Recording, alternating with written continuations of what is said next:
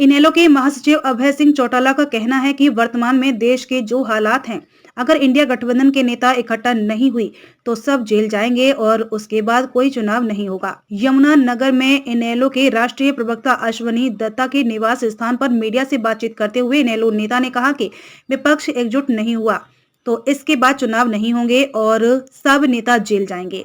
उन्होंने कहा कि अब यह फैसला इंडिया गठबंधन के लोगों को करना है कि जेल जाएंगे या इकट्ठा होंगे। तो वहीं अभय चौटाला ने सरकार पर बड़ा आरोप लगाते हुए कहा कि राम मंदिर के नाम पर भी उगाही की गई है और यह सरकार नहीं लुटेरे का गिरोह है। अभय सिंह चौटाला ने कहा कि देश में लगातार ईडी का दुरुपयोग हो रहा है। जो नेता सरकार के खिलाफ बयानबाजी करते हैं उन्हें जेल में डाल दिया जाता है। उन्होंने कहा कि यमुनानगर के पूर्व विधायक दिलबाग सिंह, जिनके घर से कोई दस्तावेज और राशि बरामद नहीं हुई, उन्हें जेल में डाल दिया गया, जबकि जिनके घर से 5 करोड़ और 5 किलो सोना मिला वह घर में बैठे हैं। उन्होंने कहा कि इस तरह के डरावे से इनेलो का कोई नेता डरने वाला नहीं है।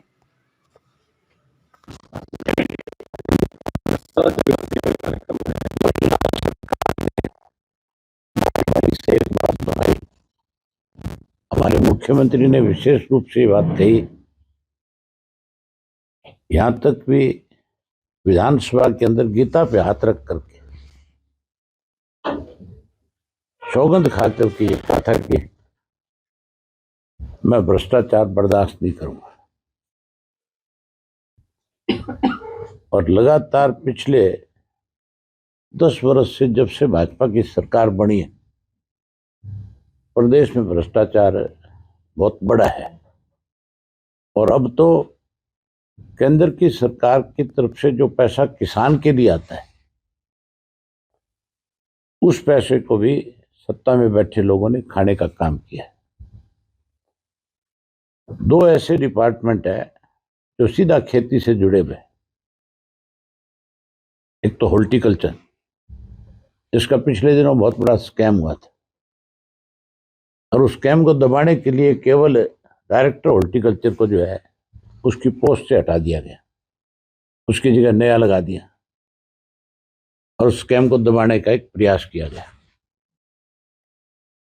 उसके बाद सहकारिता जो विभाग है, जिसे आप कोऑपरेटिव कहते हो, वो सीधा किसान से जुड़ा हुआ है। हमारे यहाँ कोऑपरेटिव के माध्यम से सोसाइटियां बनाएगी, सोसाइटियों में कहीं खाद मिलता है, बीज मिलता है। अब उन सोसाइटियों में भी बहुत बड़ा घपला हुआ है। 2 जिलों में 100 करोड़ से ज्यादा का फ्रॉड पकड़ा गया। और जब विजिलेंस ने इसकी जांच करी, एक कोऑपरेटिव के अधिकारी ने तो मंत्री का नाम तक ले दिया कि मिनिस्टर ने हमारे से सारा कुछ करवाया। अब भी केवल अपने लोगों को बचाने के लिए अधिकारियों के ऊपर गाज गिरेगी। कोई 4-6 लोगों को इसमें नामजद कर दिया जाएगा, तो इस किस्म की कमियां रखी जाएगी कि उन अधिकारियों को भी कोर्ट से बेल मिल जाएगी। और मुख्यमंत्री दावा इस बात का करेगा कि हमने तो हमारे अधिकारी भी जो बेईमानी कर रहे थे, जो कोई भ्रष्टाचार कर रहे थे, उनके खिलाफ सख्त कार्रवाई करी है। इस सारे मामले की जांच तभी निष्पक्ष हो सकती है जब किसी बाहर की एजेंसी से कराई जाए। इसकी जांच या तो सीबीआई करे या इसकी जांच जो है जुडिशरी से करवाई जाए, तब जाकर के कोई पता लग पाएगा अच्छे से कि ये पैसा कहां गया है। ये तो 2 जिलों का मामला है। जो बाकी जिलों की बात आएगी सबकी, ये बहुत बड़ा फ्रॉड मिलेगा, हजारों करोड़ का फ्रॉड होगा। ये तो 1 साल का है। अगर 10 साल का सारे का करोगे तो हजारों करोड़ रुपया जो है सरकार का।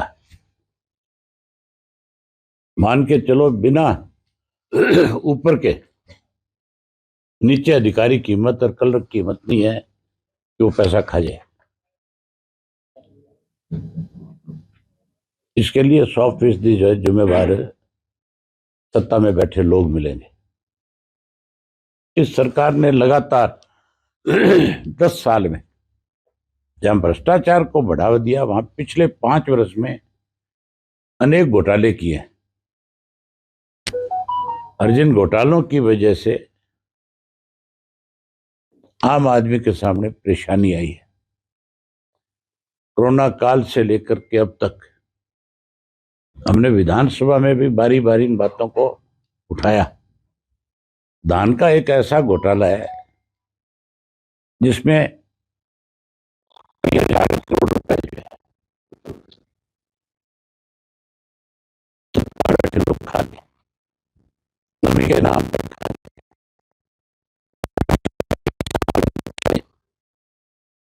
कि नमी के नाम के ऊपर जो पैसा किसान का काटा जा रहा है,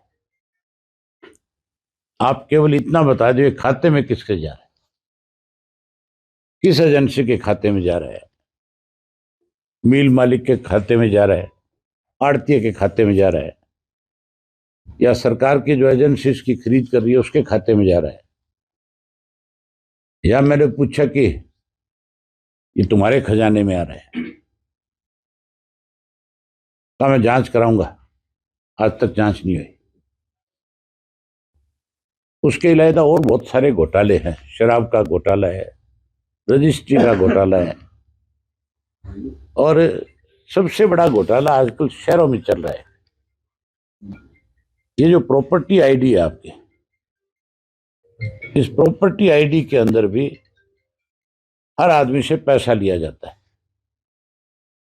कोई व्यक्ति अगर अपनी आईडी ठीक करवाने के लिए, आईडी 90% लोगों की ठीक नहीं है, गलत बनाई हुई है,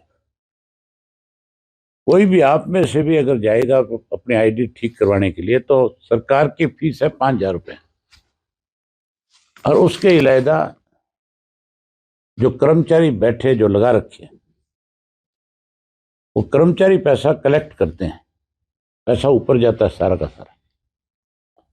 उनको हिदायत है कि पर गज के हिसाब से पैसा लो, लोगों से गजों के हिसाब से पैसे लेकर के ऊपर भेजा जाता है। ये नहीं हो सकता, ये संभव नहीं है कि नगर पालिका कर्मचारी नगर पालिका में बैठ कर के किसी लोकल आदमी से पैसे खाए। उसको फिर इस बात का डर रहता है, क्योंकि है तो वो कर्मचारी आपके ही के, कहीं बाहर से तो आए नहीं है, और कोई बाहर का है तो उसकी हिम्मत नहीं हो सकती, यहाँ वाले को वैसे भी शर्म आएगी। उससे जब पूछोगे तो वो सीधा ही आपको बता देगा कि भैया मेरी तो मजबूरी है, कलेक्शन के ऊपर से ड्यूटियां लगी। अभी ताजा घटना है आपके,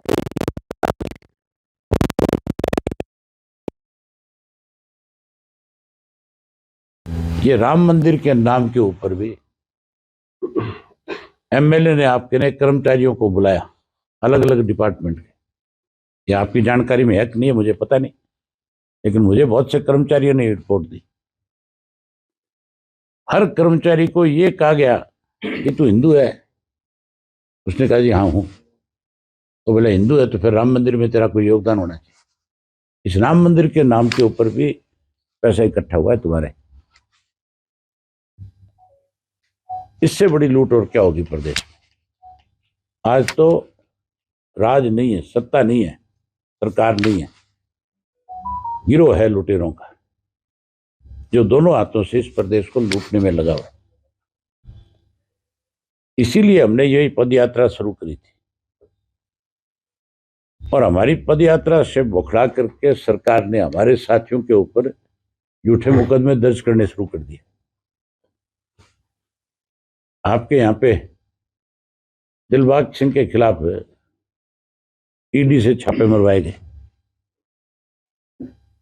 हैरानी की बात है, जिसके घर से कोई कागज नहीं पकड़ा गया, जिसके घर से पैसा नहीं पकड़ा गया, कोई दस्तावेज नहीं है, किसी तरह की कोई बरामदगी नहीं है, जिसके घर से 5 करोड़ पकड़े गए, 5 किलो सोना पकड़ा गया, वो तो अपने घर में ठाठ से बैठा है। और जिसके कोई चीज नहीं पकड़ी गई उसको जेल में बंद कर रखा।